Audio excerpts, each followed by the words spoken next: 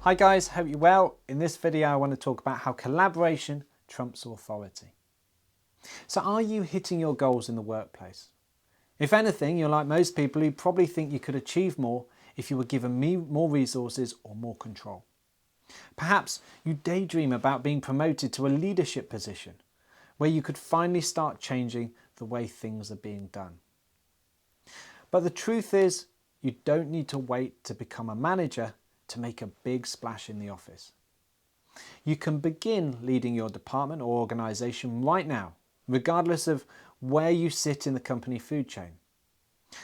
Whether you want to improve a particular process or promote a better working environment, this quick little video will show you that you don't need formal authority to start taking charge, and instead leverage your team and the possibilities of collaboration to accelerate growth.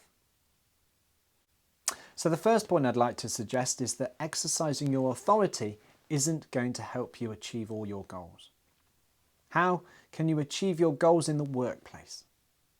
You might assume that the more authority you have, the easier it will be, but you'd be wrong. If you're a manager, say, then you have a team of people at your disposal to do exactly what you tell them to do. But in reality, it's not as simple as all that. In today's workplace, you should look beyond your official team and instead identify opportunities for collaboration in other teams or outside your organisation if you really want to make an impact on your business, your team or your organisation. Do this. Picture an organisation in which a human resources director is tasked with introducing a new bonus pay system across his or her organisation. The director instructs her HR team to implement the new system, but before long she encounters a problem: the sales director. And he doesn't like the idea and has decided to set up his own independent bonus pay program for his own department. So even though the HR director has effective control over her own team, she still cannot achieve her goal of a company-wide rollout.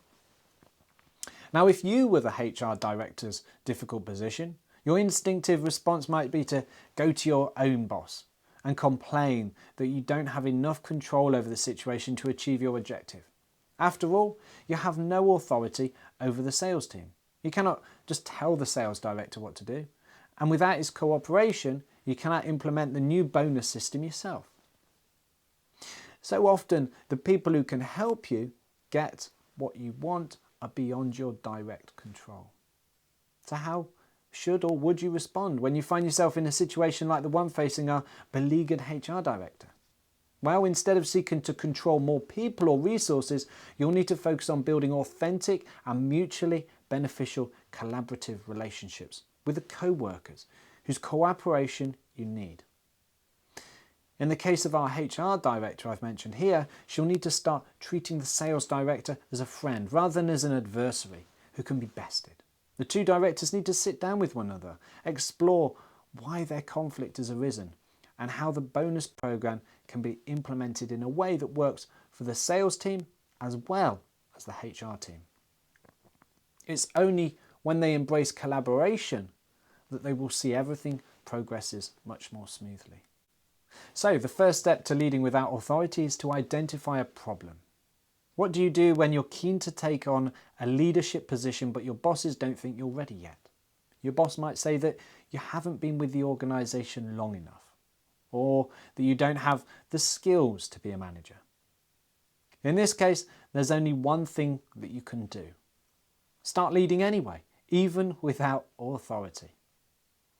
That's exactly what Tom, let's call him Tom for now, a talented young doctor, decided to do. Tom wanted to step into a leadership role so that he could transform his hospital's approach to patient care. Frustratingly, he was told that he hadn't worked at the hospital long enough to become a manager.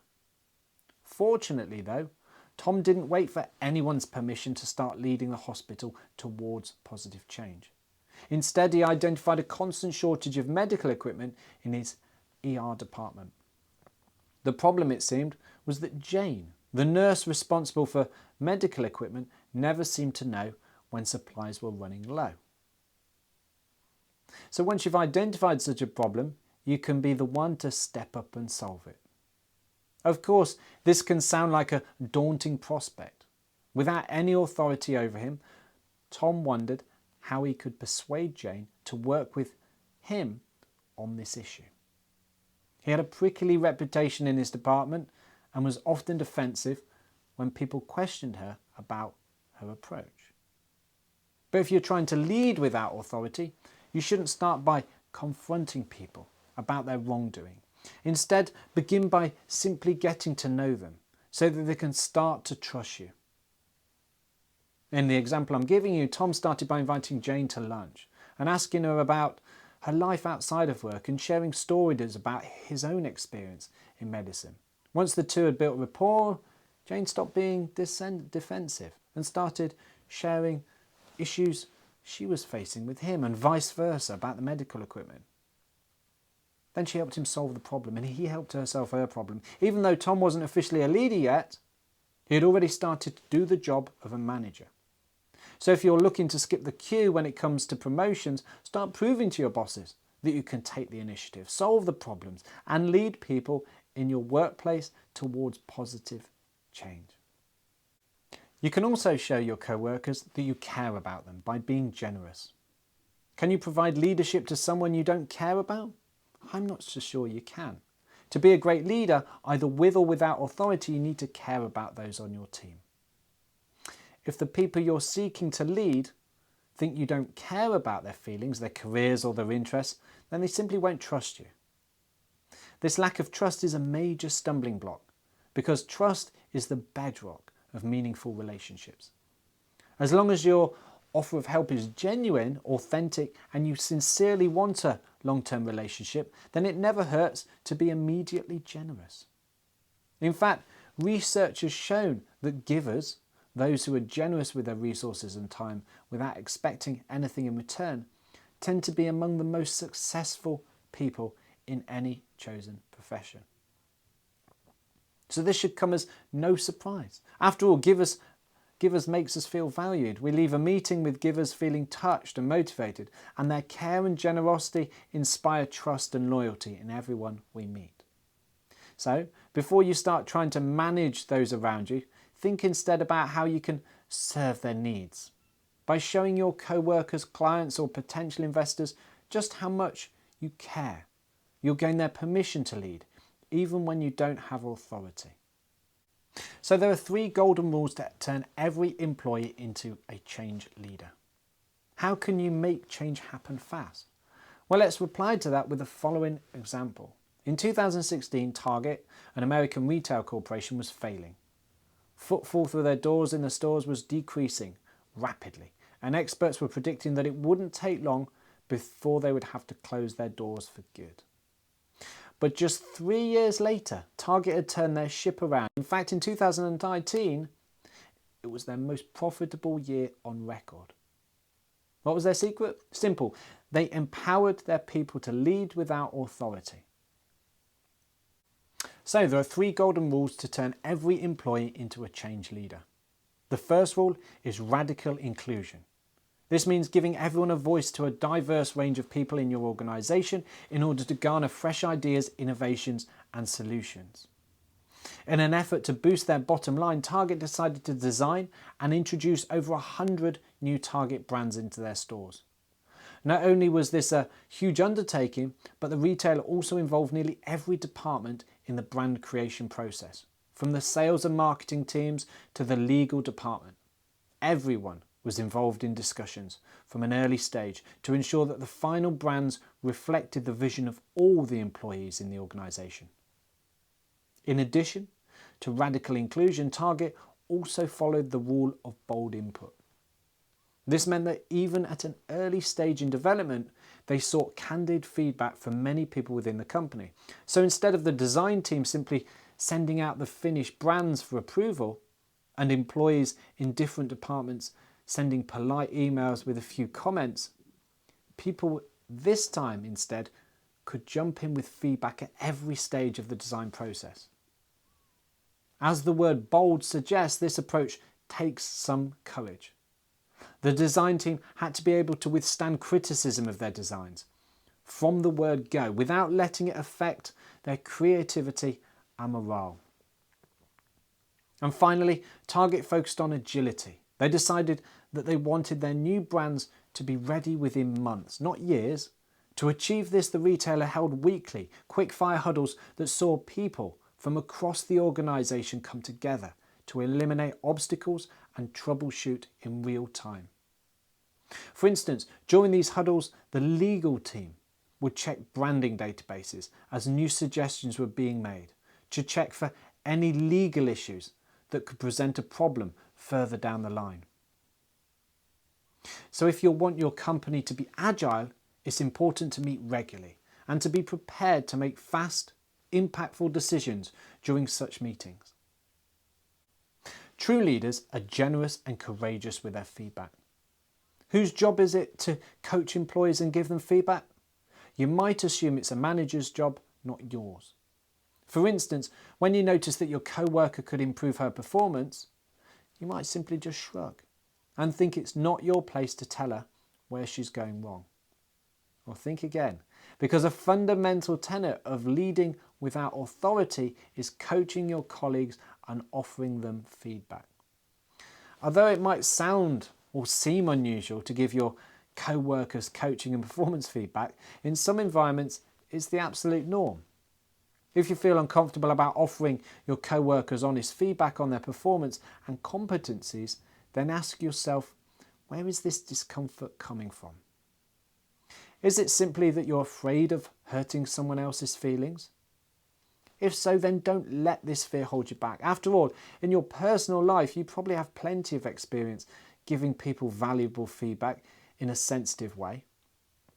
For example, offering advice and guidance is a big part of being a parent or being a good friend.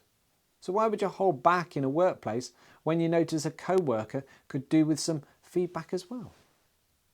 Well, the truth is that we don't often offer our co-workers candid feedback because we don't want to risk getting too involved or create tensions by upsetting them.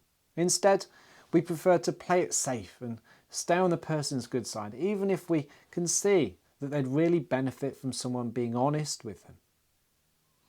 We'd rather just be nice. But this niceness can also be described as manipulative, insincerity, and it doesn't come from a good place. Manipulative insincerity indicates that you don't care enough about the person or her career to be frank with her. So what you need to start doing is acting with radical candor, meaning that you can be brave the consequences and tell the person what you really think. That being said, before you engage in radical candor, you should ask for the person's permission to give feedback. Because whilst it's often helpful to receive performance feedback, your co-worker might not want to hear it. That's why you have to ask him or her explicitly whether it would be okay if you give him or her your thoughts, and set a specific time and place to sit down to talk. My final suggestion of leading without authority is by celebrating your co-workers. Research shows that when people are in a good mood or feel great about themselves, they instantly become more productive and better at solving problems. For instance, one study found that when doctors were given a small gift, such as some sweets or candy, right before they consulted with a patient, they made faster and more accurate diagnoses than doctors who had not been given a gift. This just goes to show that even the smallest tokens of appreciation can enhance job performance. Offering your co-workers praise is an excellent way to put them in a great mood and boost their performance. Just be sure, however, that you offer this praise in a way that you know the recipients will appreciate.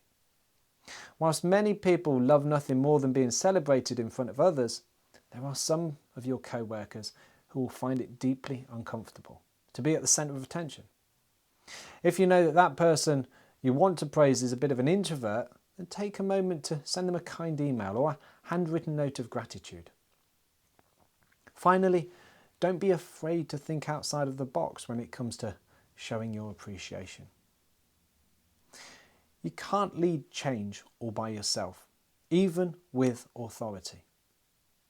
When you're trying to lead change without authority, you'll need to empower others to become leaders too. After all, one person cannot be around to lead every single small change that can eventually lead to a bigger cultural shift. So, in summary, real leadership isn't about telling people what to do. It's about collaboration and mutual interest. With this in mind, you don't have to be a manager or a leader to start leading change. Once you've identified the people who are part of your wider team, you can begin by building trusting relationships with them. These relationships can then be leveraged to increase your influence in your organisation and help you achieve your goals. So my top tip is to lean in to talented co-workers, to collaborate with them. Sometimes it pays to lead people outside of your team too. Perhaps there's someone in your organisation with whom you have little interaction, but who always seems to have great insights and good ideas whenever you meet. Ask yourself if you can create an opportunity to get to know this person a little better, perhaps by developing a project that the two of you could work on together. Building better relationships with the most dynamic people in your workplace will help you to extend your influence and leadership over more of your organisation. My name is Duncan Stevens. I'm a keynote speaker on influence, persuasion, leadership and collaboration, and I wish you every success on your leadership and building collaborative teams.